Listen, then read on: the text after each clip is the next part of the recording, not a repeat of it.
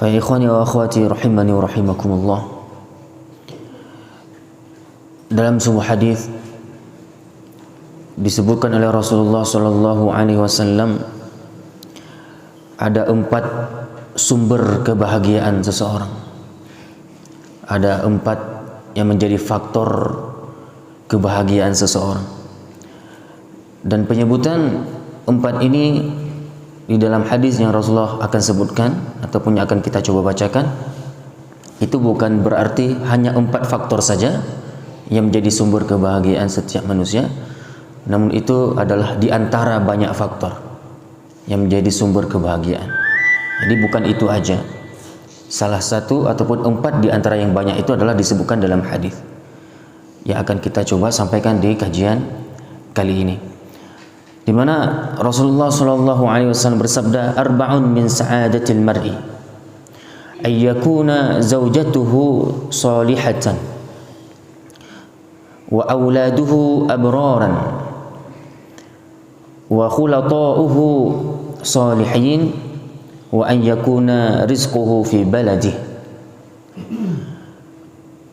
Ada 4 perkara dari kebahagiaan seseorang, yaitu pasangan hidup yang solehah ataupun istri yang solehah, anak-anak yang baik dan berbakti, yang taat.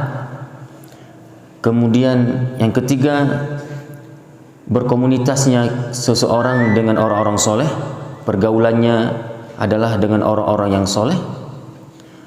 Dan yang keempat, rezekinya di negerinya sendiri. Yang keempat apa? Rezekinya di negerinya sendiri. Nah, sama-sama coba kita ambil pelajaran dari apa yang disampaikan oleh Rasul dalam hadis ini, bahwa ada 4 faktor tadi yang menjadi sumber kebahagiaan.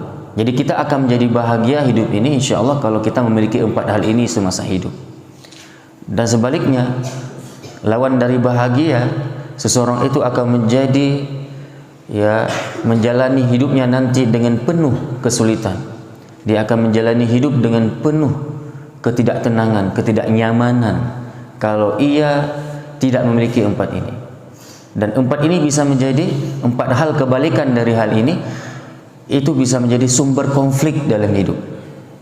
Itu bisa menjadi sumber masalah dalam hidupnya yang membuat nanti hidupnya tidak membawa kepada ketenangan. Nah, saudaraku, yang pertama Rasul sebutkan bahwa dari 4 sumber dari kebahagiaan manusia itu adalah 4 faktor yang akan membuat manusia itu bahagia adalah ketika ia mendapati pendamping hidupnya itu wanita solehah, istri solehah. Kalau ini bagi suami, dan bagi istri dia mendapatkan suami yang soleh. Karena itu akan membuat keharmonisan dalam rumah tangga, akan membuat rumah tangganya nyaman dan aman, dan akan membuat nanti segala aktivitas baik dalam rumah dan luar rumah akan lebih tenang. Coba kalau seandainya kita nggak bahagia. Bagi yang sudah berkeluarga, ya, pastinya dapat merasakan itu.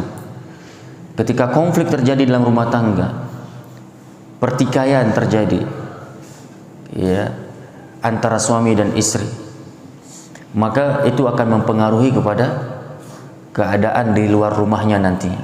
Ia tidak akan membuat tenang, nyaman di saat beraktivitas bekerja. Seorang pedagang misalnya, kalau dia berdagang, dia tidak akan fokus, nggak tenang dalam berjual beli. Ketika dia menjadi seorang petani, nggak tenang dia di saat bertani, sampai membawa kepada ketidaktenangan ya kepada aktivitas yang dia jalani. Orang yang bekerja di kantor, dia tidak fokus dengan urusan kantornya, dia tidak melayani masyarakat dengan semestinya, karena lagi memikirkan keadaan rumahnya sendiri. Apalagi itu terjadi sebelum berangkatnya ke tempat bekerja. Sebelum berangkat bekerja udah bertengkar duluan, itu pasti seakan-akan dunia ini jadi sempit. Dunia yang luas akan terasa sempit seakan-akan kalau terjadi konflik dari rumah tangga. Tapi kalau rumah tangga yang harmonis, rumah tangga yang baik, rumah tangga yang terbangun dengan tumakninah, yang sakinah, yang ada ketenangan di dalamnya, maka apapun nanti masalah dari luar rumahnya, yang datang dari luar rumahnya, dan pasti kita punya masalah. Kita punya masalah mungkin di kantor kita punya masalah di perkebunan kita, di kebun kita punya masalah di saat kita bertani, kita punya masalah di saat berdagang. Tapi masalah itu seakan-akan hilang kalau kita masuk ke dalam rumah yang ada tumak ninahnya, yang rumah ada sakinahnya, yang di dalamnya ada istri yang soleha. Seakan-akan kita nggak punya masalah apa-apa. Apalagi di situ nanti didampingi lagi anak-anak yang soleh yang menghibur kita dengan senyuman mereka, dengan keceriaan mereka, dengan bakti mereka kepada kita, seakan-akan hilang lelah kita. Begitulah pengaruhnya rumah tangga, baik dan buruknya rumah tangga. Maka saudaraku, Rasulullah sangat tepat ketika mengatakan bahwa sumber dari kebahagiaan manusia adalah istri soleha, atau sumber ya kebahagiaan itu adalah bagi istri suami yang soleh. Itu sumber ya, karena ia taat, sejuk dalam memandangnya. Di saat kita memandangnya, pakaiannya membuat kita sejuk. Di rumah dia selalu dalam ketaatan, dalam aktivitas yang bermanfaat. Lisannya terjaga dari mengatakan yang jorok, yang kotor, yang kasar kepada suami. Karena memang salah satu juga di antara sumber konflik adalah kebalikannya adalah tadi apa? Ketika kita dapati istri itu tidak solehah. Ketika tidak solehah mempengaruhi kepada mana? Kepada apa? Mempengaruhi kepada lisannya yang tidak solehah. Istri yang tidak solehah, istri yang lisannya tidak solehah. Telinganya tidak soleha, hatinya tidak soleha, tangannya tidak soleha. Yang ini akan berakibatkan kepada keburukan, ketidakharmonisan, ketidaknyamanan dalam rumah tangga. Coba bayangkan seandainya istri itu tidak soleha, dia akan tidak mampu menjaga lisannya, asal-asal waktu berbicara, asbun, ya, istri-istri yang asbun, asal bunyi aja, sikit-sikit minta cerai misalnya kalau ada masalah. Dia selalu mengedepankan apa? Lisan daripada hatinya. Seperti Ali bin Abi Thalib mengatakan apa? Orang bodoh adalah siapa? Orang bodoh adalah orang yang meletakkan lisan di depan hatinya. Berarti hati di belakang lisannya. Sedangkan orang pintar adalah orang yang cerdas, orang yang selalu mengedepankan, yang meletakkan hati di depan lisannya, sedangkan lisan di belakang hati. Seperti itu orang pintar. Sehingga apa yang terjadi?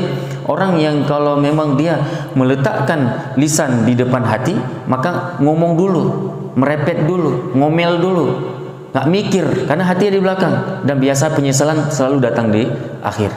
Kenapa? Sudah terjadi kerusakan, sudah sakit hati duluan, sudah tidak enak duluan, sudah tidak nyaman duluan, baru mikir.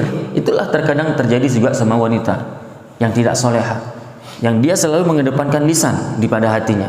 Mikirnya nanti setelah kejadian, setelah ada peristiwa. Sedangkan orang pintar nggak seperti itu. Orang cerdas apa? Orang yang selalu mengedepankan hati di depan lisannya. Maksudnya apa? Mikir dulu. Al-ilmu qabla al-qawli wal amal. Dia berilmu dulu, memikirkan dulu, menimbang-nimbang dulu sebelum berkata dan sebelum bertindak. Kemudian baru dia berkata tadi. Baru dia berbuat. Kenapa hatinya di depan, lisan di belakang? Nah, makanya yang seperti ini sesuatu yang harus diperhatikan oleh setiap muslim kalau ingin dia menjadi bahagia di dunia ini, dan bahkan akan membawa kebahagiaan sampai ke akhirat. Ya, maka mudah-mudahan yang belum menikah ini, ya, Allah berikan jodoh istri solehah, yang perempuan mendapatkan suami yang soleh. Ya. Kemudian yang kedua, sumber dari kebahagiaan apa kata Rasulullah? Wa auladuhu abroran, wa antakuna auladuhu abroran, yaitu ia mendapatkan anugerah berupa anak-anak yang abror. Apa abror? Yang baik, yang soleh, yang taat, yang berbakti, gitu kan? Itu adalah bahagia. Kebahagiaan bagi seseorang, sumber bahagia. Betul ya, kita bisa merasakan itu bagi yang sudah berumah tangga, yang sudah punya anak. Kalau kita dapati anak kita solehah, yang perempuan keluar rumah dengan hijab, dengan jilbab, yang laki bajunya sopan, selalu aktif di masjid, dalam majelis ilmu, penghafal Quran, ini anak pasti akan membawa kesejukan hati, qurrata ayun bagi para orang tua. Ya, bahagia kita. Walaupun terkadang kita punya masalah nanti, Walaupun kita punya banyak kesulitan dalam hidup ini, tantangan dan rintangan di saat kita menghadapi kehidupan, menjalani kehidupan, tapi seakan-akan itu semua hilang dengan begitu mudah kalau kita dapati anak-anak kita dalam keadaan soleh. Mereka penghibur kita, bahkan akan membawa kebaikan kepada kita sampai ke akhirat dengan jariah kebaikan yang ia lakukan. Kebaikan yang begitu banyak ia lakukan dari anak kita yang satu, anak yang kedua, anak yang ketiga, semua itu akan mengalir kepada kita sampai kita mati. Dan kita akan menjadi asbab, mereka-mereka itu akan menjadi asbab kita ditempatkan oleh Allah nanti di surganya dengan doa-doa terbaik mereka, dengan amal-amal baik mereka. Jadi saudaraku yang dirahmati Allah Subhanahu wa taala, maka dari itulah juga sangat pantas dan tepat ketika Rasulullah katakan bahwa sumber dari kebahagiaan adalah anak-anak yang soleh. Sebaliknya, sumber dari kesengsaraan, sumber masalah dalam hidup itu ketika seseorang mendapatkan anak-anaknya tidak soleh, bikin pusing, makan hati tiap hari. Ketika kita memandang tindakannya, akhlaknya buruk, lisannya kotor kepada orang tua, kasar dengan orang tua, tidak mau berbakti kepada orang tua ketika orang tua memerintahkannya sesuatu pekerjaan, telat pulang. Ya, semestinya dia harus membantu orang tuanya di rumah, malah dia tidak peduli.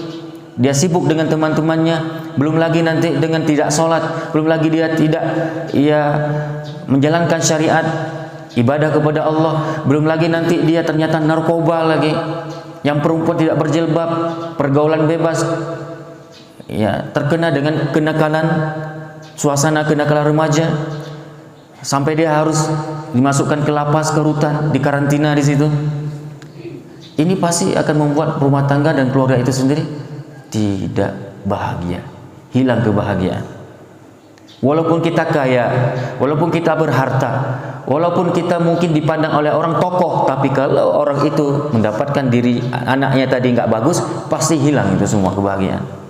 Mungkin dipandang orang bahagia, mungkin orang memandang dia adalah senang dengan harta yang ia miliki. Namun kalau kita tanya kepada ini orang, bahagia? Apakah kamu sudah merasa bahagia? Tidak jawabannya. Selagi anakku belum soleh, anakku masih seperti ini, anakku bandel, hilang kebahagiaan. Itu saudaraku yang dirahmati Allah. Maka mudah-mudahan juga kita dianugerahi oleh Allah anak-anak yang soleh, ya, supaya kita mendapatkan kebahagiaan juga dunia dan akhirat.